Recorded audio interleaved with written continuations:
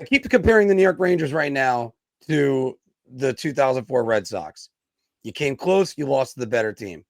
That's it. The fact that the Red Sox had the stones to say no more Garcia-Pera, you got to go. They completely changed around a lot of things. What are the Rangers going to do? And that's why I think the guy that I'll point to is Keandre Miller. Keandre Miller, you could probably get a decent package for him back. He's young. There's plenty of teams that are going to be licking their chops. When does talk of an Igor Shesterkin trade happen? It would be unprecedented. But it's got to happen.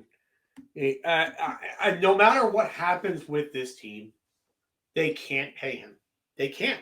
It makes zero sense for them to pay him right now. And I'm not just saying this just because of any talk that I've already previously made. It doesn't line up with where they need to go. They need to go in a different direction. And Igor Shesterkin getting paid is not going to help that one bit. It's delaying the inevitable. This team had a window to win. The window is closing.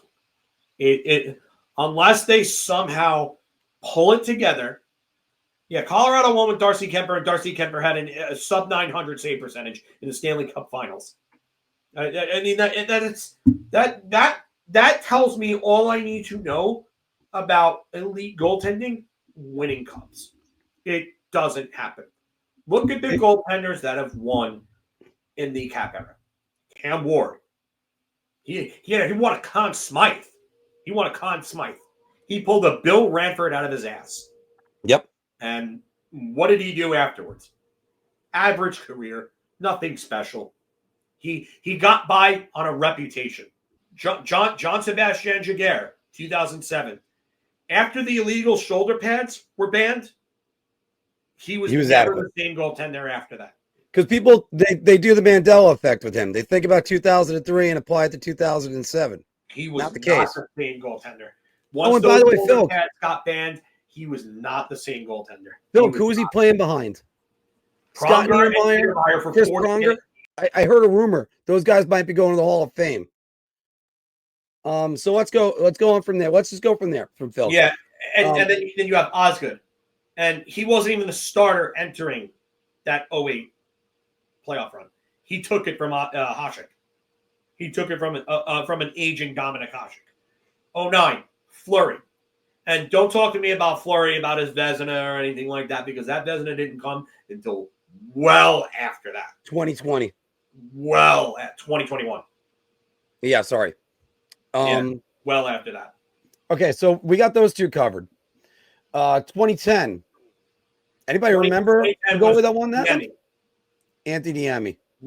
2011 was Tim Thomas. Okay, Tim Thomas. I'll give you Tim Thomas that year. He's one of the exceptions to the rule. 2012, Jonathan Quick. Never won a Vezina. He was considered one of the game's elite at that time. Okay. Another exception to the rule. 2013, Corey Crawford. 2014, Jonathan Quick. 2015, Corey Crawford. 2016, Matt Murray. 2017, really? Matt Murray. Murray. 2018, just to throw this out there, it's Braden Holtby, but do you know who started that playoff run? Philip Grubauer, the first two games. Philip Grubauer. And Holtby won it back in the middle of that Columbus series. Yep. So, which they were down 0-2 after losing the first two games in overtime. Yep. And Barry Trotz made the change. 2019, Jordan Binnington. Oh, he's Stanley Cup and elite worthy right now, right? Yeah. Oh, yeah. Totally. Yeah. He still might be starting for Canada.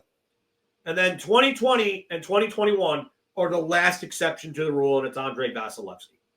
Yeah, and then I'll throw you the bone on Bobrovsky too, everybody. But I'm not going to, because Bobrovsky wasn't an elite goaltender at the time. His contract was used as an albatross. But wait, Filk, we forgot the ultimate guy in all this. Who won the cup in 2020? No, but we forgot. Aiden Hill, whose maximum amount of games played in the season. Phil, Adin Hill's maximum amount of games played in a season before winning the Stanley Cup was 27. If you put a good enough defense in front of a goaltender, that matters more than the goaltender. You cannot pay Igor Shesterkin.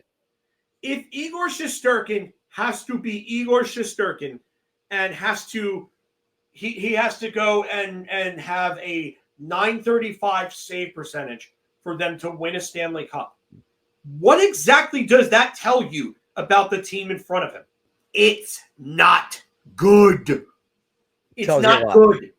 It's not. And it's this just team, like, shot blocking. We led the league, the Rangers. We used to lead the league in block shots. What does that tell you? You don't have the puck. You can't win if you don't have the puck. Yeah. If you are on defense and the best attributes of your team are that you block a ton of shots and your goaltender stands on his head, then that means that you're not a good team. You're not. That's it. And that's why these people that are so going around saying pay Igor. Yeah, you're gonna pay Igor with a bad team in front of him, and then 5 years into that deal, that contract becomes immovable because he's going to decline, and he's not going to be the same. Just like Lundqvist. You want to point out when Lundqvist really started to decline? 2017. Yeah. 2017. And even at that, by the way, 2017 when he started the decline. 3 years into that deal at that time. Filk, his decline was still .910 save percentage, .274 goals against. He still had a .915 save percentage after that, but even though his goals against went up 2.98.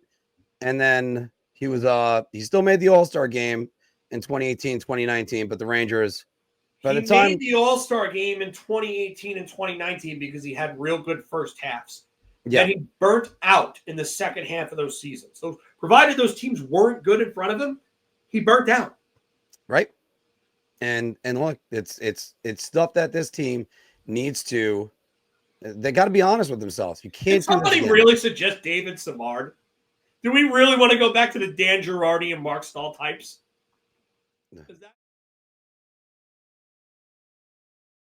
Your ideas are intriguing to me, and I wish to subscribe to your newsletter.